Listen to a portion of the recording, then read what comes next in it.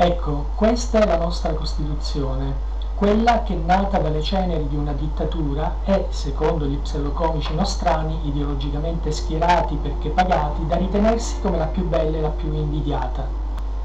Quella che state guardando è una notizia di qualche giorno fa. Ebbene, quest'uomo è morto nella convinzione che il primo articolo della bella Costituzione repubblicana recitasse la verità. Quest'uomo, come tanti altri che sono stati istigati al suicidio, le ha creduto.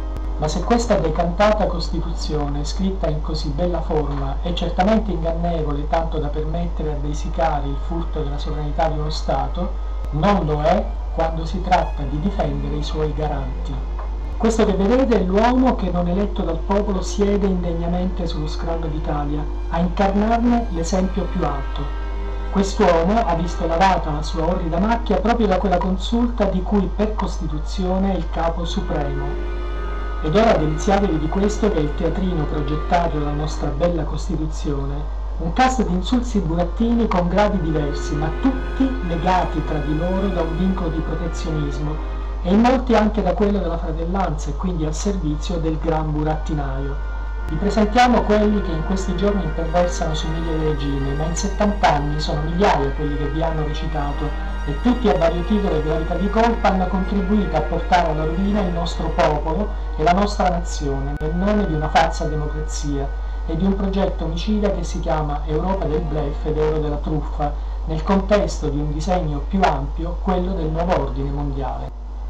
È vero, il popolo in questa falsa democrazia non ha strumenti per opporsi, ma sarebbe un errore gravissimo dimenticare ciò che la storia documenta di quando il popolo aveva quegli unici momenti di rivalsa sugli oppressori e si elevava giudice di una propria giustizia. Pensate a quale sorte sarebbe toccata a costoro, certamente ben diversa da quella riservatagli dalla rossa e bella Costituzione. Oggi questi orridi burattini si sono riorganizzati per interpretare i nuovi vecchi copioni e il popolo, dimentico dei patimenti subiti, plaude ancora a chi con vesti profumate di inganni li invita ad eleggerli come nuovi pastori. Ed ora vi lasciamo al filmato, certamente patriottico, ma carico di tanto orgoglio per il nostro popolo e la nostra terra, nella speranza che avvenga quel miracolo che ci restituisca la dignità di uno Stato sovrano, il più eccelso di cui l'umanità abbia memoria.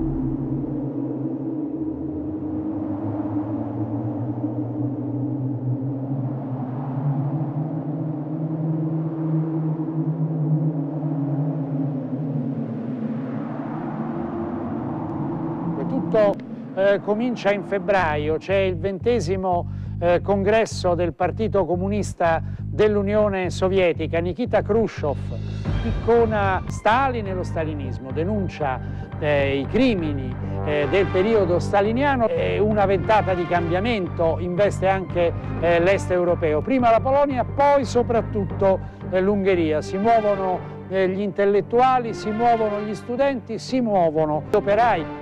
Sono giorni di lotta, di scontro, anche di scontro furibondo nelle piazze, nelle strade di Budapest. I sovietici intervengono una volta, reintervengono una seconda volta.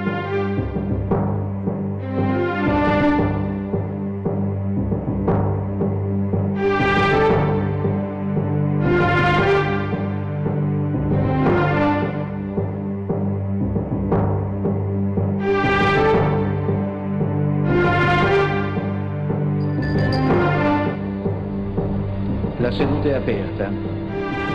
Invito il Presidente della Repubblica a prestare giuramento a norma dell'articolo 91 della Costituzione. Giuro di essere fedele alla Repubblica e di osservarne lealmente la Costituzione.